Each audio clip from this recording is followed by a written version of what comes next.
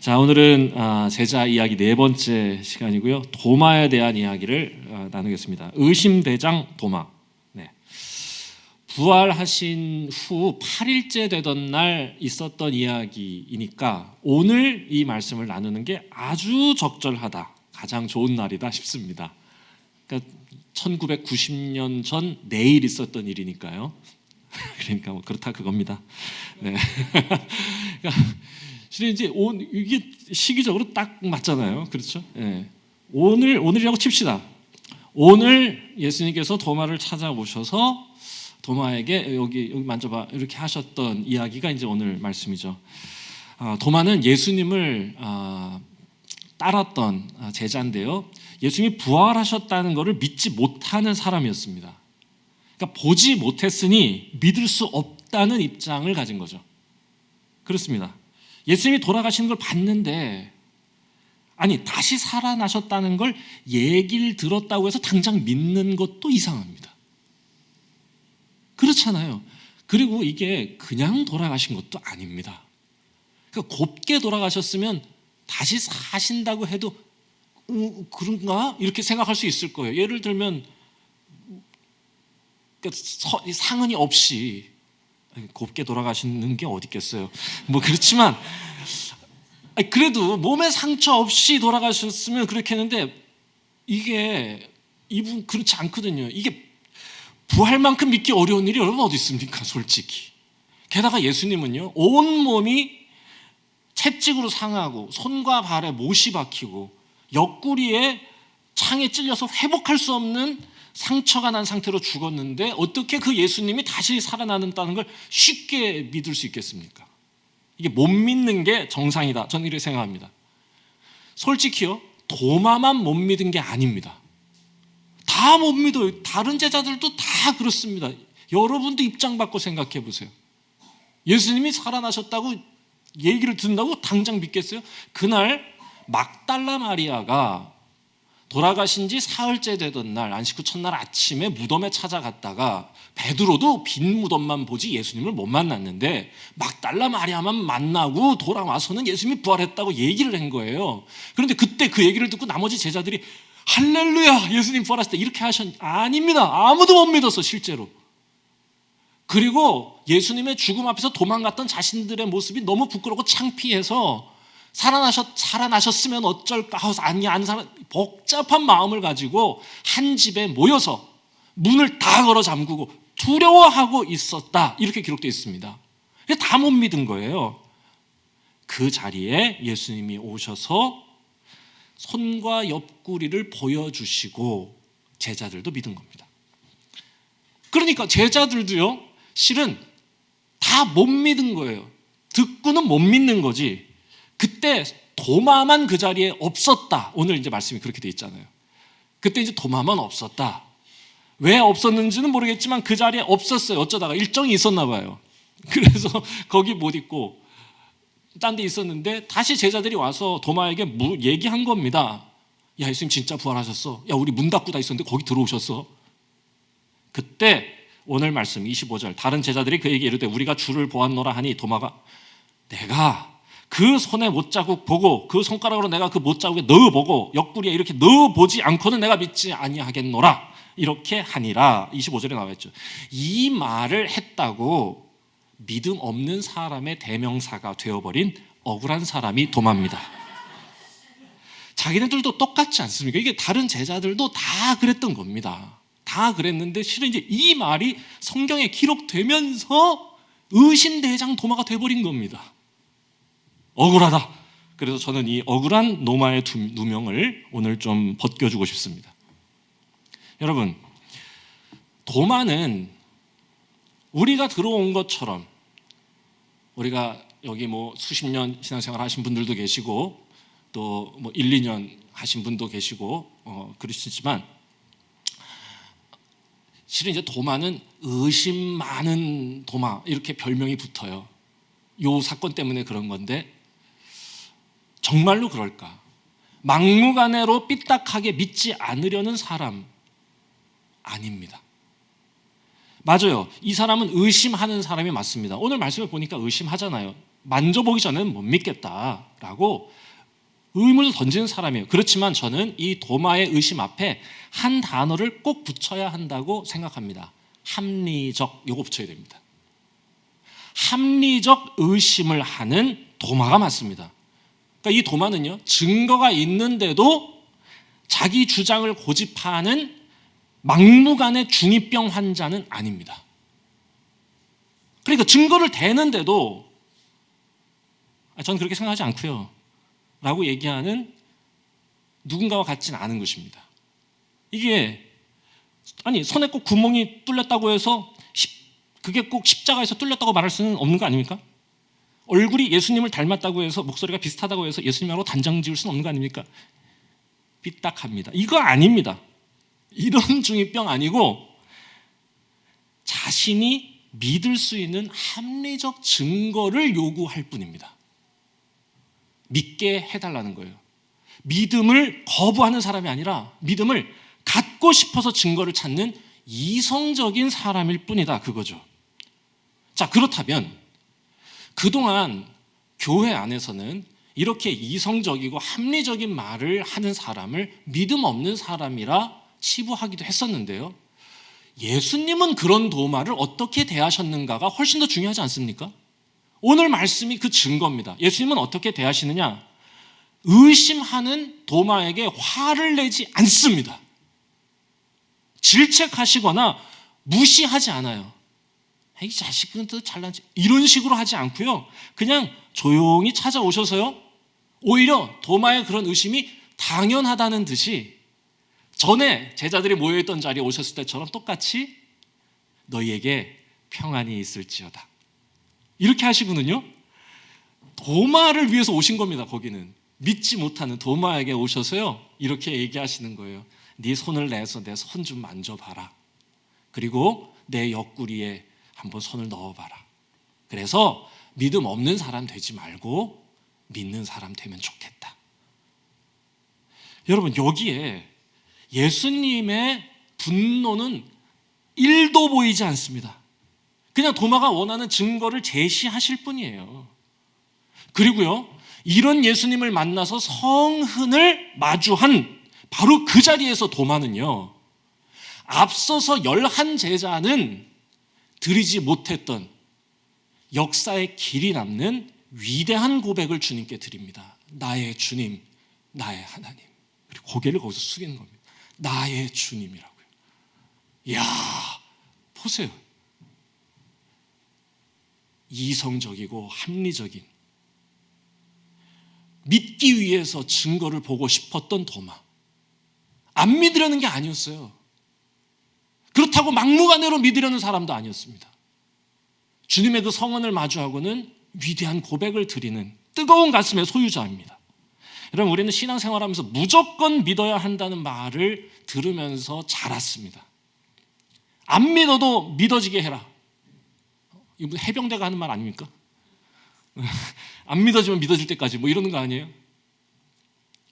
그래서 무조건 믿을 수 없다는 사람에게는 의심막이 들렸다고 질책하기도 했습니다. 의심막이 들리신 분 혹시 계세요? 네. 저는 약간 의심막이 쪽이었습니다. 무조건 그런데 덮어두고 믿는 사람 치고 저는 그런 사람이 믿음을 끝까지 지키는 걸 본 적이 없습니다. 저는 그런 사람은 정말로 믿는 게 아니라 믿는 척하는 것이라 생각합니다. 사람은 그렇게 믿는 게 아니거든요. 온 존재가 그를 신뢰할 때 그걸 믿음이라고 합니다.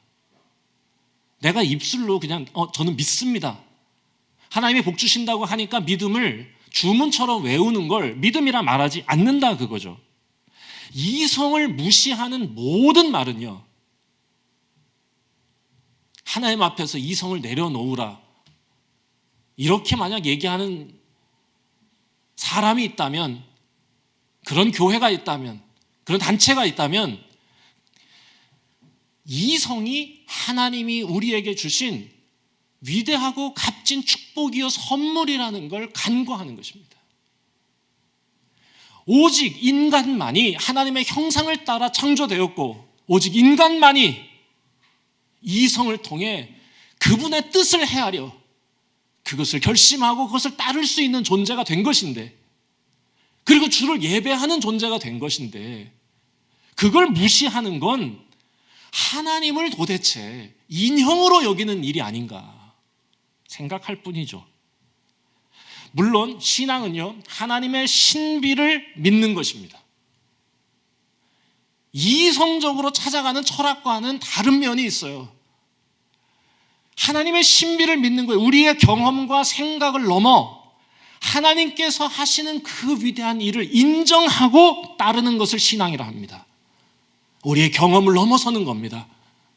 오늘 우리 애기들 와가지고 윤희하고 진원이하고 같이 세례 교육을 하는데, 아이의 인생을 부모의 질책과 훈계와 간섭으로 만들어낼 수 있는 것이 아니다. 우리의 경험과 생각을 훨씬 뛰어넘는 하나님의 인도하심과 보호하심이 필요하다고 믿기 때문에 세례를 받는 것이다. 그게 신앙이죠. 그 신비죠. 여러분, 우리가 뭘 알겠습니까? 우리가 우주를 다 아는 것처럼 얘기하지만, 여러분, 우리가 아는 건요, 우주를 구성하고 있는 질소, 탄소 뭐 이런 거, 우리가 지금 뭐라 그래요? 그 화학 그거. 주기율표. 거기 나와 있는 거, 그게 우주를 구성하는 모든 요소가 아닙니다. 그거는 우주의 5%도 안 됩니다. 나머지 70%는요, 암흑 에너지가 있고요, 25%는 암흑 물질로 채워져 있다는데, 왜 암흑 물질이냐? 다크 매터라고 그러는데, 이게 왜 다크 매터? 몰라, 그게 뭔지. 몰라서 다크래. 안 보여요, 여러분. 우리 눈에, 우리의 장비에 측정이 안 돼, 그게. 중력파로만 존재가 느껴질 뿐입니다. 무언가가 있다고 느껴지는데 안 보이는 게 암흑 물질이 25%예요. 그게 뭔지도 몰라, 우리는. 우주는 그래 만들어졌거든요. 마찬가지로 우리 인생도 5%의 경험과 95%의 하나님의 신비와 은혜로 채워진다고 믿는 게 신앙이죠. 그러니 하나님의 신비, 이거는 우리의 믿음과 전혀 뗄 수 없어요. 그렇다고 해서 여러분, 정신줄 놓고 무조건 하나님의 신비에 매달리는 건 결코 믿음이 아닙니다. 이성을 포기하고 모든 걸 그냥 신비로만 몰아가는 경우, 종교적 괴물이 되는 겁니다. 이단들은, 사이비들은 신비를 강조합니다. 이성을 마비시키고요. 그러니 생각지도 못한 어이없는 일들이 거기서 벌어지는 겁니다.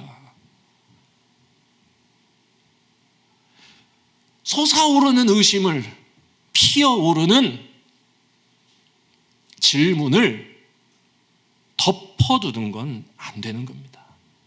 그런 괴물 되는 겁니다. 그런 의미에서 이 도마는 솔직한 사람입니다. 여러분, 그래서 기독교 역사 속에서요, 이성과 신비는요 항상 공존했습니다. 솔직히 이성과 신비는 서로 공존하기에는 어울리지 않는 역설적 관계입니다. 그렇잖아요. 신비는 이성을 뛰어넘고 이성은 신비를 무시하죠. 근데 이게 항상 공존합니다. 마치 사자와 토끼가 동거하는 것과 비슷한 느낌이에요. 가끔은 이성이 사자 같을 때도 있었고, 기독교 역사 속에서 신비가 사자 같을 때도 있었습니다. 그렇지만 그 사자가 절대로 토끼를 잡아먹는 일은 없었어요. 한쪽을 잡아먹어버리죠. 그건 더 이상 기독교가 아닙니다. 그래서 너무 이성이 올라가면 신비를 이야기하는 사람들이 나타나고, 신비가 너무 강조되면 다시 토마스 아퀴나스라고 하는, 오늘 우리가 다루는 이 도마의 이름을 딴 위대한 신학자, 로마의 기독교가 너무 신비로 갈 때 다시 이성과 합리의 목소리를 올려 세웠던 위대한 이 철학적 사상가가 바로 그 토마스 아퀴나스. 그 토마스 아퀴나스가 도마의 이름을 빌러온 것도 저는 연관이 없지 않다. 그런 도마의 모습을 보는 거지요. 저는 그래서 참 성도를 이렇게 표현하고 싶습니다. 이성을 포기하지 않는 신비주의자, 신비를 노래하는 합리주의자. 아, 멋있다. 이 정도 반응으로는 어렵습니다. 다시 기회를 제가 드릴 거예요.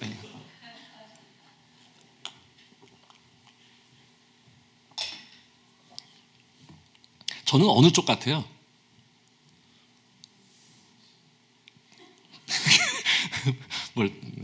자, 다시 할게요. 이렇게 하면은 낮은 소리로 오 이렇게 해주시면 됩니다. 너무 과하면은 자기적이니까 적당히 하세요. 적당히. 진짜 성도를 저는 이렇게 표현하겠습니다. 이성을 포기하지 않는 신비주의자, 신비를 노래하는 합리주의자. 아니야, 약간 자기적이야. 이 사람들 더 훈련을 하셔야겠어요. 자, 그리고 이 말에 가장 적합한 인물이 저는 도마라고 생각합니다. 보세요. 신비한 부활 앞에서 덮어두고 믿지 않은 사람. 멋있어. 예수님의 성은 앞에서 하나님의 신비를 노래하는 사람. 기가 막힙니다. 그러니까 얼마나 억울합니까? 도마는요, 의심마귀가 아니라 오히려 참성도의 예시다 라고 말씀드리고 싶습니다. 저는 이 도마의 모습에서 2023년 신앙생활하는 우리의 모습을 비춰볼 수 있으면 좋겠다 생각합니다. 그리고 예수님은요, 이 도마의 위대한 고백을 듣고 이렇게 말씀하셨습니다. 29절 함께 한번 읽어보겠습니다. 29절입니다. 읽습니다. 자, 준비됐어요? 안 됐어요. 나왔어요. 자, 시작. 예수께서 이르시되 너는 나를 본고로 믿느냐? 보지 못하고 믿는 자들은 복되도다 하시니라. 아멘입니다. 도마의 이 위대한 고백을 듣고는 이렇게 말씀하세요. 보지 못하고 믿는 자들은 복되도다. 이게 오늘 우리가 꼭 들어야 할 말씀입니다. 이 말씀은요, 도마가 보지 못해서 믿지 못했던 걸 책망하시는 게 아닙니다. 야, 너 지금 봤다고 믿는 거야? 야, 보지 못하고 믿어야 돼. 이라고 얘기하신 게 아니다. 그겁니다. 본고로 믿었니? 보지 못하고 믿는 사람은 복되다. 자, 이 말씀은요, 요한복음의 마지막 말씀입니다. 바로 그 뒤로 이어지는 30절, 31절이 실은 요한복음의 진짜 끝이거든요. 이 말씀이 기록된 것은 이 말씀을 믿는 사람들이 영생을 얻게 하려 합니다 하면서 요한복음이 끝나고요. 21장은요 부록이에요. 그러니 이 요한복음의 마지막 예수님의 말씀은 이겁니다. 보지 못하고 믿는 자들은 복되다. 여러분, 이게 무슨 의미겠습니까? 요한복음을 읽는 자들에게 예수님께서 주시는 마지막 메시지요. 보지 못하고 믿어야 하는 앞으로 세상에 나타날 모든 그리스도인들을 향한 예수님의 메시지입니다. 이게 요한복음이 기록된 목적이에요. 보지 못하고 믿는 자들은 복되다. 여러분, 요한복음이 AD 90년에 기록됐습니다. AD 90년은 어떤 시간이냐? 예수님을 직접 눈으로 보고 손으로 만지고 살았던 예수님의 제자들, 그들이 입술로 예수님의 복음을 증거하다가 그분이 다 돌아가시고 직접 본 자들이 죽어서 이제는 보지 못하고 믿는 자들이 살아가야 하는 시대가 시작되던 때 우리 하나님은 요한복음을 기록하신 겁니다. 보지 못하고 믿어야 하는 우리를 위한 말씀이죠. 그래서 이 요한복음이 도마의 이야기에 주목하는 겁니다. 다른 복음서들은요, 도마의 이름만 등장시킬 뿐 이야기를 등장시키지 않아요. 그런데 이 요한복음만 도마를 아주 중요한 시점마다 등장시키고 무엇보다 가장 마지막 시점에 이렇게 마무리하고 있는 겁니다. 여러분, 그러면 이게 뭐냐? 저는 그 의심을 통해서 보지 못하고 믿어야 하는 우리를 이해해 주시고 우리의 믿음을 격려해 주시는 것 같아요. 보지 못하고 믿는 모든 사람들을 도마를 통해서 대변하시는 겁니다. 도마도 믿지 못했어. 믿기 어렵지? 라고. 너희들이 잘못된 게 아니라고 위로해 주시는 것 같아요. 그러면서 우리가 이 도마의 고백처럼 위대한 고백으로 노래하면서 살기를 주님이 바라시는 것이죠. 여러분, 그렇다면 보지 못하고 믿은 사람들은 어떻게 믿은 사람들일까요? 듣고 믿은 사람들입니다. 이게 요한복음이 강조하는 바예요. 보지 못하고 믿은, 환상이나 기적이 아니라 말씀을 듣고 믿은 사람들. 보세요. 요한복음은 이제 그 맥락에서 보니까 다 보입니다.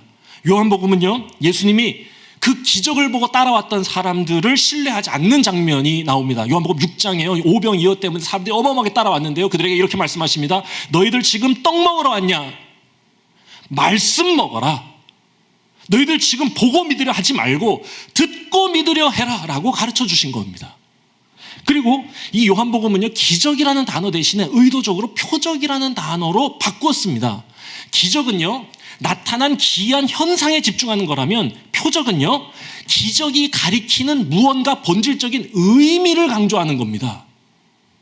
그러니까 기적을 경험한 사람이라면 그 자체에 머물러서는 안 되고 반드시 믿음이라고 하는 저 최종 단계로 나아가야 한다고 말씀하시는 거죠. 그리고요, 요한복음에만 기록하고 있는 사마리아 여인의 이야기도 그렇습니다. 사마리아 여인을 만나서 예수님께서 물 이렇게 하고 네 남편 이래가지고 그 여자가 깜짝 화들짝 놀라서 동네로 가가지고는요, 동네 아줌마들한테 야, 내가 메시아를 만났어 라고 해서 그 예수님이 그 아줌마들하고 같이 이틀 동안 함께 지내시는 이야기가 나옵니다. 요한복음 4장이죠. 제가 말이 너무 빨라요? 빨라서 좋죠. 그래. 아줌마들하고 같이 이틀 동안 지내셨는데요, 이틀 동안 함께 지내면서 예수님은 수많은 이야기들을 들려주셨겠죠. 자, 그리고 그 이야기의 끝을 이렇게 성경은 마무리하고 있습니다. 뭐라고 하느냐? 더 많은 사람들이 예수의 말씀을 듣고 믿더라. 아름답다. 더 많은 사람들이 예수의 말씀을 듣고 믿더라.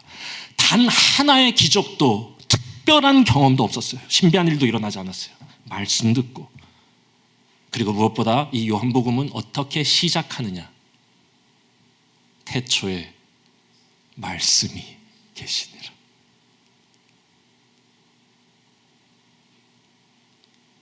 말씀으로 번역된 이 단어는 실은 로고스라고 하는 단어인데, 이 로고스는요, 말, 논리, 이성이라는 뜻입니다. 질서 있는 말이라는 뜻이에요. 태초에 이성적 언어가 있었다. 그리고 그 말씀이 곧 예수 그리스도시다 라며 시작하는 것이죠. 그리고 오늘 우리가 읽은 이 말씀으로 마무리하는 겁니다. 보지 않고 믿은 자는 복되다. 말씀을 듣고 믿은 자는 복되다. 저는 너무 좋았습니다. 말씀을 준비하면서 오늘을 살아가는 우리를 위로해 주시는 것 같아요. 예전 같은 기적이 사라진 이 시대에 주의 말씀을 붙들고 그 말씀 속에 진리를 찾아가면서 믿음 생활하는 우리를 위로해 주시고 우리가 복되다고 칭찬해 주시는 목소리가 들려요. 여러분, 우리 하나님은요, 우리의 의심을 꾸짖으시는 분이 아닙니다. 여러분, 우리는 결코 무조건 믿는 믿음을 좋은 믿음이라고 말해서는 안 됩니다. 우리가 진짜 좋은 믿음을 가지려면 이성과 신비라는 양날의 칼을 늘 품고 있어야 됩니다. 하나라도 버리면 그런 신앙은 비참한 결과를 낳는 거예요. 신앙이 이성을 버리죠.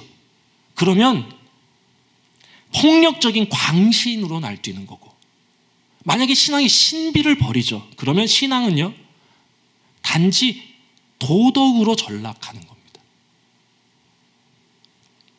합리적 신앙만 이야기하는 것도 바보 같아요. 여러분, 똑똑한 척하고 합리적 신앙 얘기하는 사람 치고 진실하고 겸손한 사람 본 적 없어요. 잘난 척하면서 교만해지고 판단병 걸리죠. 반대로 신비주의에 빠진 사람 말할 것도 없죠. 감정으로만 자극하고 도발하는 그런 집회 쫓아다니다가 결국 망가지더라고요.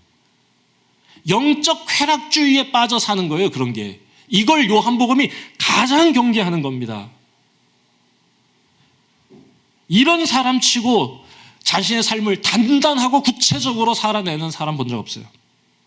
여러분, 우리는 오늘 이 말씀을 통해서 듣고 믿은 사람들에게 주시는 하나님의 위로의 메시지, 우리가 새겨서 들어야 합니다.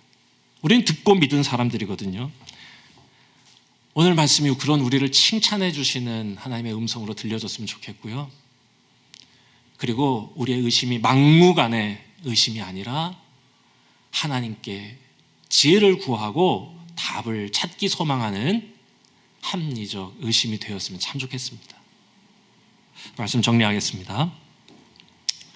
여러분, 부활이라고 하는 건 예수님을 보고 만져서 경험하는 것이 아닙니다.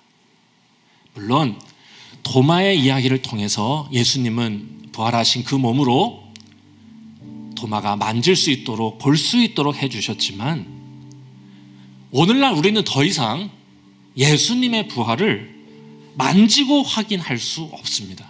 아니, 그럴 필요도 없습니다. 오늘 우리가 예수님의 부활을 믿고 예수님을 참으로 만나는 방식은요, 예수님의 상처를 확인하는 게 아니라 주님의 몸된 서로의 상처를 확인하고 보듬어서 그 가운데서 예수님의 사랑을, 우리가 이루기 원하는 하나님의 나라를, 사랑과 용서의 공동체를 만들어 가는 것입니다. 그게 오늘 우리가 부활을 믿고 부활을 신앙하는 방식입니다. 듣고 믿은 자들이 부활을 경험하는 길이죠. 도마가 예수님의 손을 만지듯이 우리가 서로의 아픔을 확인하고 매만져 주는 겁니다. 그게 진짜 우리가 해야 될 일이죠. 그러면 거기에는 항상 부활하신 예수님이 우리를 만나 주실 것입니다. 이 부활의 절기 가운데 참 믿음을 가지고 서로의 상처를 보듬고 사랑과 용서의 공동체를 이뤄가는 우리 모두가 되기를 바랍니다.